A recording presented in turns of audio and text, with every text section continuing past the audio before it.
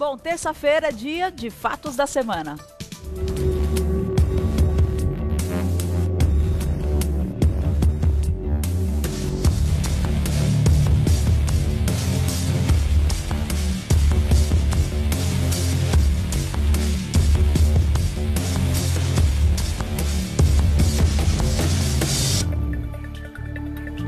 Prisões, polêmicas, denúncias, fazendo um breve balanço de 2017, que foi um ano bastante conturbado nesse cenário político brasileiro. Olha só.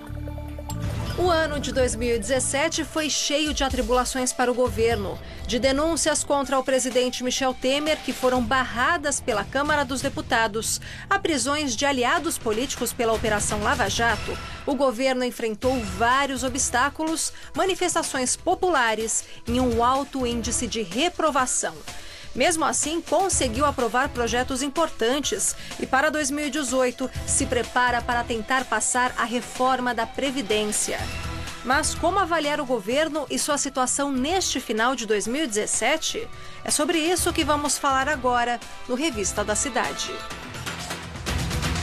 E para conversar sobre o assunto, estamos recebendo mais uma vez o doutor Eduardo Leite, você viu? Bom dia! Você viu que só tem apresentadora barriguda no Revista? Estão muito animadas, viu? Vocês viram? É só o país que está em recessão, viram, né? viu? Pois é, não, mas tá foi muito certo. planejado. Ele levou um susto que vocês não têm ideia. É muito bom sempre estar do seu lado, te receber para a gente esclarecer e debater várias ideias, né, várias situações, principalmente do cenário político. Vamos fazer um balanço aí de 2017. Eu sei que a política no Brasil passou por uma situação muito turbulenta. Será que a gente pode destacar um momento que seja mais turbulento, assim, para a gente começar a nossa conversa? Marise, 2017, de fato, nós tivemos muitos fatos que ocorreram no decorrer do ano. É óbvio que se nós fizermos um fatiamento, tem alguns pontos que, obviamente, exigiu um pouco mais de atenção, não só do governo, não só do legislativo, do executivo, do legislativo e do poder judiciário, mas sobretudo até da própria população. Porque você percebeu, eu acho que a população nunca foi tão ativa politicamente como 2017, porque acompanhou todo esse cenário, desde essa questão do combate do combate permanente da corrupção, que obviamente para mim tem que ser debelado, é a principal causa Sim. de toda essa situação que o país vive atualmente. Eu acho que esse é o ponto que eu principal. diria. Quando você conseguir diminuir substancialmente essa questão da corrupção, eu diria que nós já temos uma boa parte dos nossos problemas já solucionados. Já um bom caminho trilhado.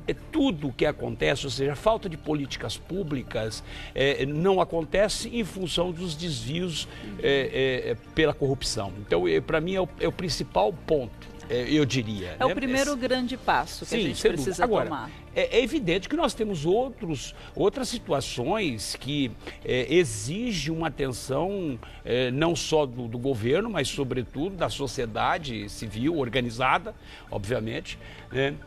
Eu acho que teve algumas ações que foram movimentadas pelo governo, que foi, eu diria que foi principal e que prepara para 2018, talvez um ano melhor.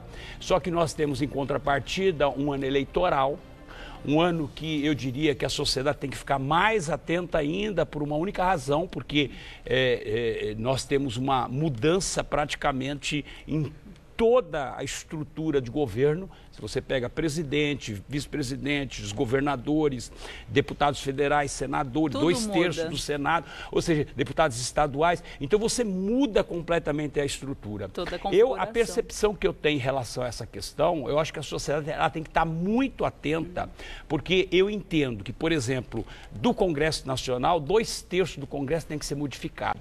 Modificado não é simplesmente a reeleição eleição daqueles que existem. Eu acho que tem que ser modificado nos personagens do cenário político. Aquelas pessoas... eu ainda estou aliviando um terço ainda, para você ter uma ideia. Mas eu diria que tem que mudar pelo menos 2 terços. Trazer uma nova estrutura para o país. Para que a gente tenha uma nova perspectiva e a esperança, sobretudo, claro. Porque a gente vive disso. Né? Por mais que a gente não acredite, mas nós vivemos de esperança. Sim, né? Olha, ainda falando em 2017, na sua perspectiva e dentro de tudo que foi noticiado, qual foi o desempenho, né, do nosso cenário político? Olha, nós tivemos, assim, eu acho que nós tivemos casos de polícia, efetivamente. Tivemos 2 denúncias contra o presidente Temer, que foram derrubadas, né? Ou seja, que foram, na verdade, suspensas até o término do mandato dele, né? Não passaram para que pudesse ser investigada, para que pudesse ser apurada. Isso eu acho que, na verdade, é uma fratura na democracia, porque quando você interrompe uma investigação, você fratura a democracia. Então, eu acho que a democracia ela foi fraturada em 2017. Tem pessoas que dizem assim, não, ela vai sair mais fortalecida em função... Eu tenho uma percepção na minha vida que é o seguinte, a gente só aprende nas dificuldades. Nos momentos alegres, na verdade, é euforia. As coisas passam e a gente não presta atenção. Parece que você não presta tanta atenção. Absolutamente nada. Então, essas fraturas que ocorreram na democracia, elas servem como atenção, ou seja, tem que estar redobrada a sua atenção. Então, eu acho que para 2018 isso vai acontecer. Então, esse impedimento das investigações contra o Michel Temer. Você acha que fortaleceu ou enfraqueceu? Contra os ministros, de uma certa forma, enfraqueceu num determinado momento, mas alertou a sociedade, porque quem comanda esse país, queira ou não queira, é a população, é a nação, é a sociedade civil organizada. O problema é que, muitas vezes, nós não estamos organizados. E aí, obviamente, acontece o que ocorreu. Eu acho que uma outra fratura, para mim, muito séria é essa busca da sociedade em voltar à questão da militarização, que eu acho isso, obviamente, é uma outra fratura na democracia, tá? Eu acho que, na minha percepção, tem alguns pontos que eu acho que os militares têm que efetivamente tomar conta, né? Eu acho que questão de defesa, eu acho que uma outra questão também muito séria, por exemplo, a questão de saúde no país, é caso de polícia, porque você tem gente morrendo, então é caso de polícia, né? Então eu vejo que essas passagens que ocorreram em 2017, não que venha fortalecer para um enfrentamento futuro. Um alerta para a gente melhorar e fazer diferente. Vem como alerta. Eu acho que nós temos aqui 3 questões que são fundamentais no campo econômico. No campo político eu já fiz essa radiografia. Tá? Tem que mudar. 2 terços tem que mudar. Né? Ainda acredito, para ser muito sincero, né? Tem gente que nega, ainda acredito que o Michel Temer ainda vai tentar uma investida na candidatura para 2018. Ninguém está comentando sobre isso, ninguém está falando sobre isso. Ninguém falou a respeito. Mas porque a popularidade dele está muito baixa, então, na verdade, não quer se discutir uma possível disputa para o ano que vem. Mas isso nós vamos ter isso no cenário político, principalmente na disputa para a presidência. Nós vamos ter uma eleição de 2018 que vai ser uma disputa judicial. É evidente, porque você tem o Lula, que está aí com uma condenação, presta a ser confirmada em segunda instância, pode ser impedido, pode estar inelegível. Aí tem outros candidatos também que a gente está percebendo que tem aí eu diria que uma avenida ainda para percorrer, né? Eu acho que tudo é muito cedo ainda para poder, eu acho que não as dá coisas para vão saber começar. Todas as opções. Eu tenho a impressão, dentro da minha leitura, que a partir de abril que as coisas começam a clarear, quem vai ser, quem não vai ser, quem vai ter possibilidade, quem não vai ter espaço dentro desse jogo. Eu acho que na questão econômica, nós temos, é óbvio, todo mundo fala, a inflação foi abaixo de 3%, está abaixo. A gente nunca viu juros assim. Eles desabaram. Isso, eu diria que isso é básico para você estruturar qualquer país. É o mínimo. É óbvio que você... Quando você tem os juros muito altos, como a taxa Selic, por exemplo, que chegou a 14%, ela veio reduzindo, hoje, na verdade, nós estamos na margem de 7%, quem tem o dinheiro investido vai ter que tirar o dinheiro, porque não está dando nada, obviamente, as aplicações não estão dando absolutamente nada, então ele tem que fazer um reinvestimento. Sim. Isso aquece a economia. Esse é o primeiro ponto. O segundo ponto, a questão da inflação. A inflação baixa é um reflexo de uma recessão. Por quê? Porque, na verdade, quem está vendendo, o comerciante, se ele não tem quem compre, obviamente ele não pode aumentar os preços. Então, a recessão faz com que a inflação, obviamente, derrube os preços. Mas a gente não sabe exatamente essa medição da inflação, se ela foi real. Haja vista que nós tivemos 100 e poucos aumentos só de combustível esse ano 2017. Pois é, não dá para dizer que a gente teve uma melhora econômica se o brasileiro deixou de comprar. Então, você não sabe exatamente o que aconteceu. E a terceira questão, que eu sempre digo que é o tripé, né? Ou seja, os três pontos de apoio de uma economia de um país. É o crescimento do PIB.